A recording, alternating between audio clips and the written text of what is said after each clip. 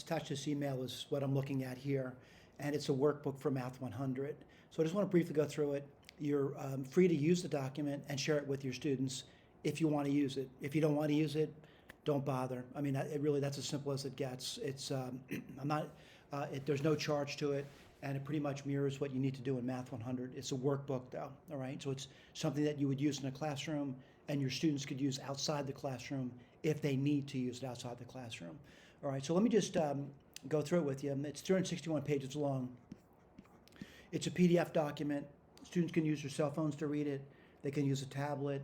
They can use their computers, a laptop computer, or if they prefer, they can just print it out.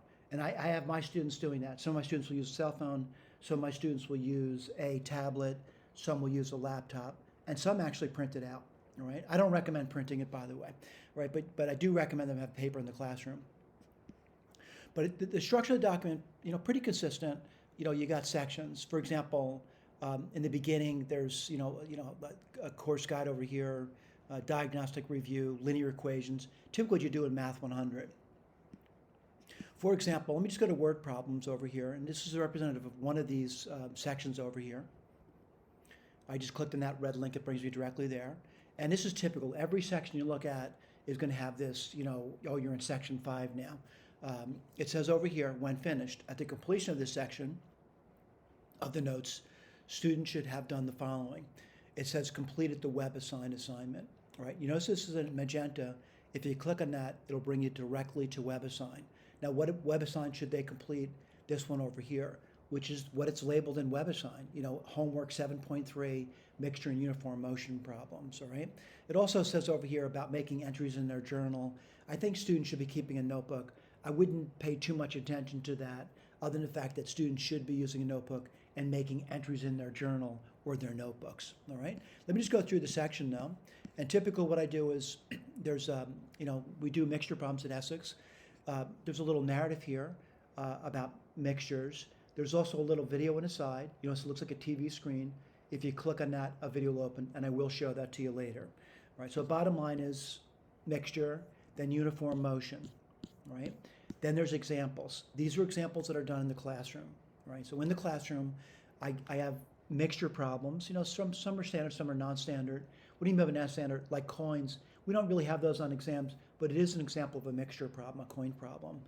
There's also uniform motion problems. And then you notice in the blue area, it says, we'll discuss this in class. Now that's up to you if you want to discuss that problem in class or not. But the bottom line is you should be doing a certain number of problems in class to go over the concepts of uniform motion and mixture, right? Now, of course, what happens to some students is they, maybe space out during lecture or miss lecture. What they could do is watch a video, and again, it's linked over here. They could actually click this and watch me, not me at a whiteboard, but my hand at the whiteboard doing the problem, if they decide to do that. Now, granted, I'm a big fan of, going beyond WebAssign and saying students should be actually doing homework. So what I do over here, I also provide homework questions over here. And the homework questions basically mirror what we did in the classroom, all right? Now granted, in the blue area, it does say the answer over there. What happens over here too, little videos, again, I'm gonna click on this one over here. This is asking me if I wanna open it. I do wanna open it, by the way. My machine is set up to make sure the link is being opened properly.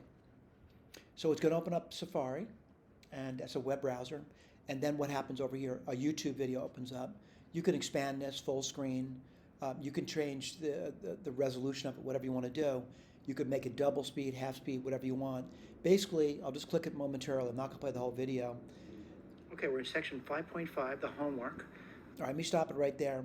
That's a 5-minute video. All right, 5-minute video. If a student needs it. If they don't need it, I would not recommend watching that video, by the way. In other words, if they're able to do the problem, let me go back to that. If they're able to do the problem without looking at a video, that's our goal, by the way. But a lot of times you get stuck and you need to watch a video of someone doing the problem. I'm going to go back to the index again. I'd say the index, table of contents. And I want to talk about another feature of it. But the bottom line is each section, like linear inequality, exponents, polynomials, polynomial multiplication, polynomial division, polynomial factoring, you get the idea. This mirrors what we do in Math 100 and the zero product rule. review for exam number 1. I want to click on this section over here and go through that with you as well to show you what's this, but it's structured. Exam 1, midterm, exam 2, and final. All right. The exam will include materials covered up to this point. This is exam number 1. For review, you may review your notes, which I suggest students do, and the examples that were given in class, by the way. You should also complete all assignments up to this point, blah, blah, blah. Over here it says divisional review sheets are also available. I'll do that momentarily. But right now I want to talk about, a lot of times you want to say, is there something in class you could do? Yeah, right over here. There's a set of problems, review for exam number 1, that could be done in class. You notice there's no blue area with answers down over here. So you go through that. Your students may want to go through that. There's 20 questions. What happens after that? After those 20 questions, of course, I put down the solutions to all 20 questions. So in the blue areas, there's work, and there's certainly answers down over here. Also, there's going to be videos. Again, if they click on the video, it'll bring them to a video solution of the problem. All right. I want to go back over here to divisional reviews. This is what most teachers will give their students. But my divisional review is basically me retyping it. So let me point out what that looks like to you. This is a divisional review. Now, what I did was I looked at the divisional review and I typed it up. All right, let me go through that with you. Review for exam number 1. These are the same exact questions that's on a divisional review. The only difference is I actually type up what solutions would look like in work. And in addition to that, I put a video there for students that want to see someone do that at the whiteboard. All right. Let me just go back and show you. There's a review for exam number 1, a review for the midterm, a review for exam number 2, and a review for the final exam. All right. So let me just review a tiny bit what I just stated to you. The document that's attached in this email is this document that I briefly covered over here. There is a table of contents. The table of contents pretty much corresponds to what you are doing in Math 100. Each section has representative problems that could be done in class and some homework questions that could also be done in class. In addition to that, it also specifies what WebAssign needs to be done for each one of those sections. All right? Self-contained document. You're free to use this if you want. You're also free to ask me questions if you have questions about the document. It's 361 pages long. Thank you.